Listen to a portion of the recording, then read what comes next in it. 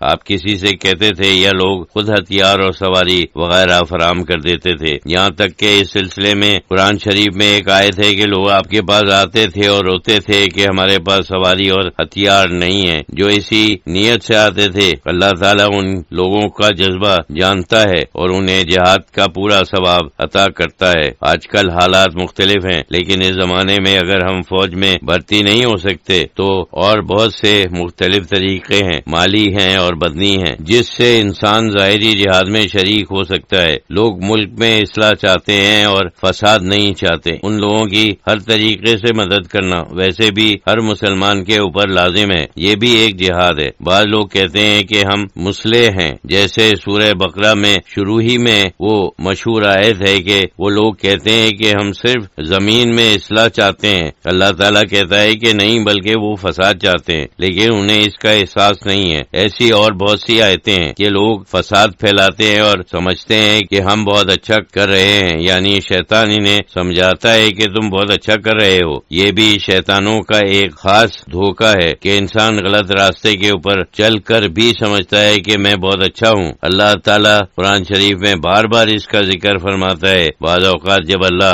دیکھتا ہے کہ یہ لوگ ضدی ہیں اور صحیح رائے کے اوپر آنے سے انکار کرتے ہیں تو اللہ تعالیٰ خود ان کے اعمال ان کی نظروں میں اچھا بناتا ہے، یعنی وہ سمجھتے ہیں کہ ہم بہت اچھے کام کر رہے ہیں، حالانکہ وہ صرف فساد پھیلا رہے ہیں۔ یعنی رعینا لہم اعمالہم، ان کے سامنے ان کے اعمال کی جیسے آرائش ہوتی ہے، وہ سمجھتے ہیں کہ بہت اچھے اعمال ہیں، لیکن ایسا نہیں ہے۔ ہر مسلمان کا شعور اس کی ایک قسم کی فراست ہے۔ حدیث الرسول ہے کہ مومن کی فراست سے ڈرو کیونکہ وہ اللہ کے نور سے دیکھتا ہے۔ فراست کے معنی ہے ظاہر کے پیچھے حقیقت کو پہچاننا۔ صحیح مومن میں فراست ہونی چاہیے، اسے حقیقت کو پہچاننا چاہیے۔ اگر نہیں پہچانتا تو ہم کہہ سکتے ہیں کہ اس حدیث کی روح سے اس کے ایمان میں فرق ہے۔ جب اس کی فراست میں فرق ہے تو ایمان میں بھی فرق ہونا چاہیے۔ جب اللہ تعالیٰ نے فرمایا ہے کہ تقوی فراست المومن، یعنی مومن کی فراست سے ڈرو یا بچو کیونکہ وہ تو اللہ کے نور سے دیکھتا ہے، تو ایک مومن میں کچھ فراست بھی ہونا چاہیے۔ یہاں بھی معاملات کو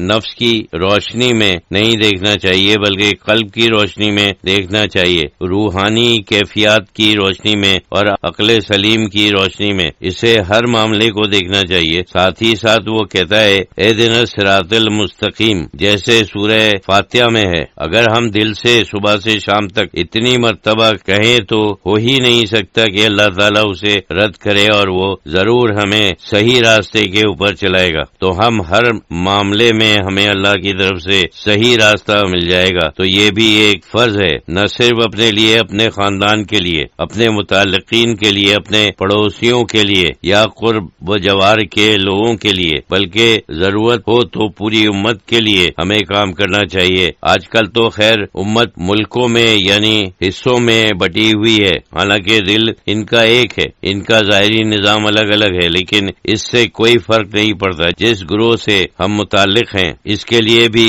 ہم کو کوشش کرنی چاہیے، اور اگر مسلمان کسی مصیبت میں مبتلا ہیں تو ان کے لیے بھی یہ بھی ایک جہاد ہے جس طریقے سے ہم کر سکیں۔ عام صورت میں نے پہلے بیان کیا ہے، قرآنی الفاظ میں جو ملک میں اصلاح چاہتے ہیں ہمیں ان کی مدد کرنی چاہیے، اور جو ملک میں فساد چاہتے ہیں ان کی مدد نہیں کرنی چاہیے۔ اللہ سے دعا کرنا چاہیے کہ اللہ تعالی ہمیں اس میں شامل نہ کریں بلکہ اہل اصلاح میں شامل کریں۔ یہ مختلف طریقے ہیں جن کے ذریعے ہم اسی وقت اور اسی زندگی میں جہاد میں شامل ہو سکتے ہیں۔ اگر میدان جنگ جہاد کا موقع مل جائے تو وہ نور علی نور ہے، یہ چیز ہر وقت موجود ہوتی ہیں اور روز مرہ کی زندگی کی چیزیں ہیں۔ تو اگر ہم ان چیزوں کا خیال کر رکھیں اور جہاد کی نیت کریں تو مجاہد کہلانے کے مستحق ہو سکتے ہیں۔ کام تو بہت سے ہوتے ہیں، مثلا بعض لوگ خیرات وغیرہ بہت کرتے ہیں لیکن ان کی نیت کچھ اور ہے، ان کی نیت جہاد نہیں ہے بلکہ کچھ اور ہے۔ ان کا مقصود شہرت ہے، کسی کے اوپر احسان کرنا اور بعد میں بدلہ لینا ہے۔ ان چیزوں میں بری نیت بھی ہو سکتی ہے۔ اگر انسان خالص نیت بلکہ جہاد کی نیت سے یہ کام کرے کہ میں یہ کام اس وجہ سے کر رہا ہوں تاکہ میں مجاہد بن جاؤں اور جہاد میں شریک ہو جاؤں، تو پھر اس کی زندگی میں ایک خاص مقصد پیدا ہو جاتا ہے۔ بعض لوگ جہاد کے لیے دن میں صرف صرف چند منٹ نکالتے ہیں، بعض لوگ گھنٹہ 2 گھنٹہ نکالتے ہیں، اس سے بھی زیادہ، لیکن اصل مجاہد وہ ہے جس کی ساری زندگی جہاد میں صرف ہو۔